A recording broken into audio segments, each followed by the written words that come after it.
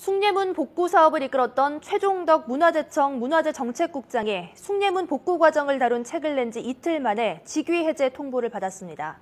숭례문 부실 복구는 왜 빚어진 걸까요? 최종덕 국장의 비망록 내용 황보선 기자가 보도합니다. 국보 제1호 숭례문 화마에 쓰러지다. 최종덕 문화재청 문화재정책국장은 YTN 속보로 이 소식을 접한 시점부터 준공 직전에 갑자기 해임을 당하기까지 자신이 진두지휘한 숭례문 복구 과정에서 부딪힌 갖가지 문제점을 상세히 고백했습니다. 지금까지 정한시되어 왔던 전통 기법이나 전통 재료를 쓰려고 노력을 많이 했습니다. 그러한 것도 소개를 하고 싶었죠.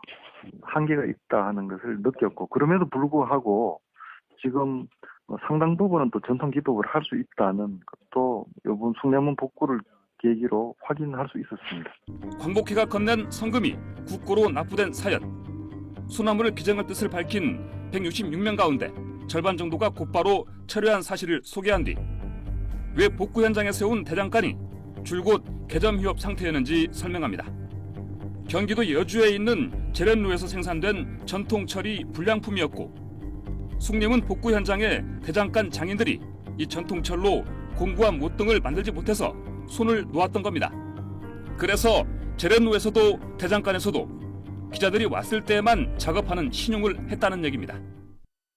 철광석에서 전통 방법으로 철을 뽑는 것은 실패를 했는데, 그렇지만은 이제 남아있는 옛날 전통 철물들이 있었습니다.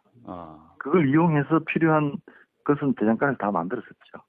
또 복구 현장에서 전통 방식이 아니라 제재소에서 기계로 켠 목재를 가져와서 사용해야 했던 상황. 공사비를 올려달라며 목수들이 벌인 파업과 이 문제를 어떻게 해결했는지 들려줍니다.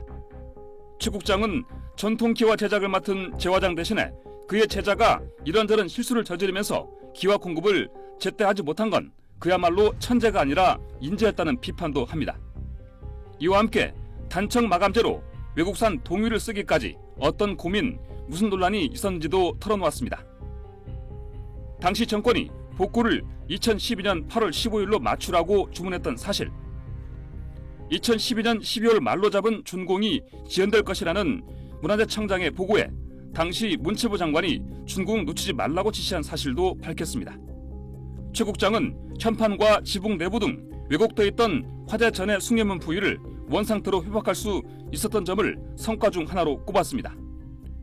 증언록은 복구 준공식을 2달도 채 남겨두지 않은 시점에 최 국장이 갑자기 복구 단장에서 해임된 기억과 함께 마무리됐습니다. YTN 황보선입니다.